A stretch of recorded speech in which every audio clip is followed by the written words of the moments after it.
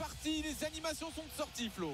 Avec des fumigènes notamment du côté du virage sud. Ce soir on vous met le feu avec une large banderole, un OM magnifique et quelques symboles un peu guerriers, cible du CU84. Et là, merci Jean-Louis d'avoir reconnu Pierre Ducrot. On vous parlait de Fabrizio Ravanelli, légende de l'OM, désormais dirigeant, qui lors d'un show classico au MPSG avait eu ce tête-à-tête. Et donc on a un peu en 3D comme ça Ravanelli avec son Pena Bianca, avec ses cheveux blancs, qui défie quasi front contre front avec en bas le combattre pour l'OM. Pierre Ducrot, tu le disais, jour de gloire pour l'ancien milieu de l'OM du PSG quand même. Quel hommage pour Pierre Ducrot, qui a été dans la Dream Team RMC, qu'on salue du coup. Il est là en immense dans la tribune, c'est magnifique. Ça y est, c'est en train de monter, Jeannot.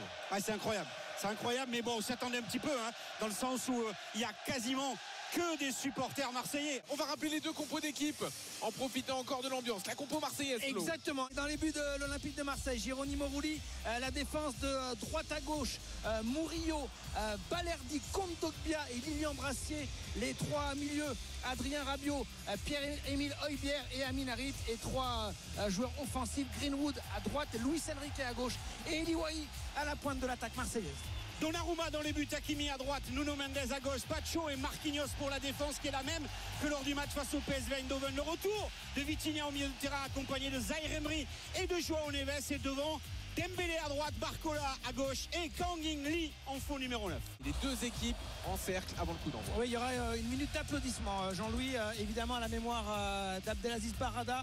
Et c'est imminent, le coup d'envoi pour ce 108e classique, toute compétition confondue, entre l'Olympique de Marseille et le Paris Saint-Germain. C'est parti.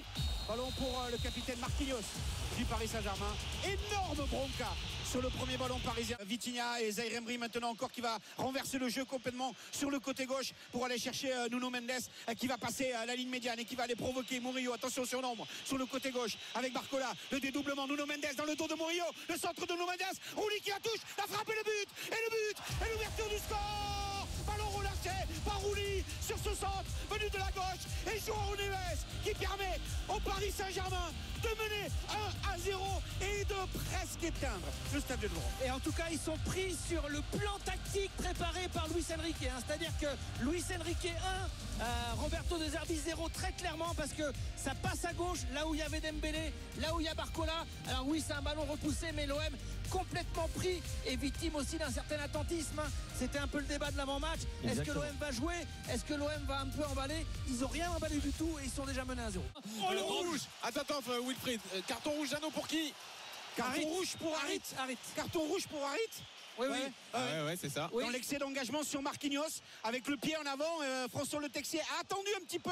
Il est allé prendre des informations, notamment sur Marquinhos. Harit est en train de discuter en disant: mais je me retiens, j'enlève le pied au dernier moment. C'est ce qu'il est en train de dire à François Le Texier. De Zerbi n'en revient pas dans sa zone technique. Le public qui se lève devant nous parce qu'il cherche un petit peu les écrans. Alors il essaye avec la poitrine, de contrôler le ballon. Marquinhos, il y a vraiment le geste de la part d'Harit, mais c'est dur de mettre un rouge là-dessus. Honnêtement, là il met un rouge comme s'il lui avait mis les crampons dans la cuisse. Honnêtement, c'est pas normal qu'il mette ce rouge. Après, est-ce qu'il va aller voir la vidéo? Je suis pas certain. Il peut. Ça fait partie du protocole. Oui, c'est possible. Mais vu le ralenti, ça me paraît totalement improbable que Kevin, qu'est-ce que t'en penses? On sorte ce carton rouge comme ça. Et c'est le but pour le Paris Saint-Germain, 29e minute. Mais quelle cagade de la part de Balerdi. Il n'y a pas de danger. Le ballon est récupéré par Hakimi sur le côté droit. Il voit presque un petit appel de la part de Kang In Lee. Il ne peut pas attraper le ballon qui est là. Balerdi ne se parle pas avec Rulli. Pourtant, tous les deux parlent la même langue. Et derrière, tout simplement, le pied avancé vers le but, vers son propre but. Balerdi marque contre son camp à la 29e minute. Le Paris Saint-Germain mène 2-0.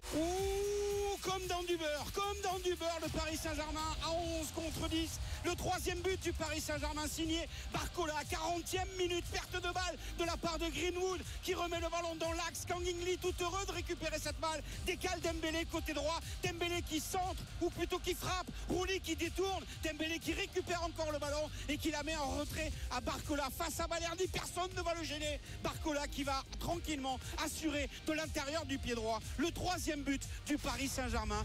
Ça fait 2 buts encaissés sur la supériorité numérique, mais ce soir Marseille est en train de passer à côté de son rendez-vous. C'est la mi-temps. Attention, le Vélodrome qui va peut-être gronder ou pas? Un peu quand même, hein. Un peu quand même.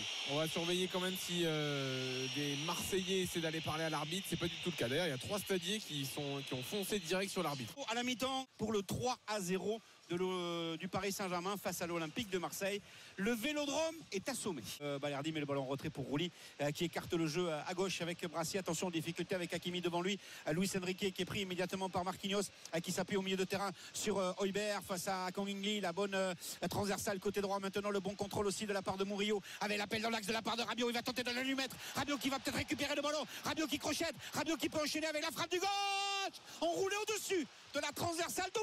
Dommage parce que la passe était bonne, mais l'appel était parfait. Le crochet aussi derrière avec le pied gauche. Il a essayé de la cadrer. Elle a fui le cadre et surtout passé au bon mètre au-dessus de la transversale. Donc, le centre de Doué, la frappe d'Asensio, Rouli qui repousse et ça revient dans les pieds d'Asensio et Rouli qui sauve la baraque du 4e but parisien. Terminé ici au Vélodrome qui va certainement gronder, qui va siffler également après cette défaite de l'Olympique de Marseille face au Paris Saint-Germain sur le score de 3-0. Le PSG leader de la Ligue 1 avec 23 points devant Monaco, 20 points devant Marseille, 17 points.